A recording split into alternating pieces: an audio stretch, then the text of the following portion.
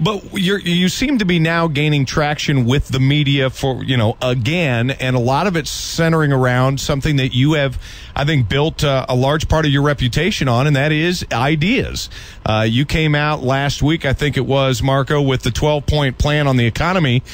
Give our listeners who might not have had a chance to see it a few highlights of it. Well, it's two separate 12-point plans. They work hand in hand. If you do one and you don't do the other, you're not solving your problem. Our problem is pretty simple. Our economy's not growing on the one hand, and on the other hand, we have a debt we can't afford to repay. And the big debate in America today is, well, how do you grow your economy and at the same time repay the debt or get control of that debt?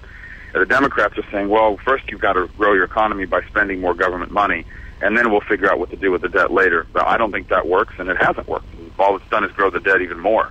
So what we need to do is pro-growth tax strategies, in essence, to get rid of all this uncertainty in the American marketplace so that the private sector will start creating jobs again, manufacturing jobs, for example, which is so critical for our future. Why aren't they being created? Well, because the people that create them are afraid to invest in the American economy because of news like what you just read this morning. The EPA is going to start regulating greenhouse gas emissions factory by factory.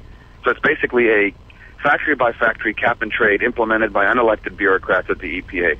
Now, that doesn't encourage people to go out and open up a business. So that's the first part of it, not to mention the uncertainty about the tax rates. The current tax rates that were established in 01 and 03, they're going to expire in January, and unless they're put back in place, everyone's going to get a massive tax increase. Now, these tax cuts, while they will generate economic growth, they don't fully pay for themselves. So you must do the second part of our plan, and that is you've got to get control of government spending. And that's why we call for a hiring freeze at the federal level, where basically for every 2 federal employees that leaves, we only replace them with 1.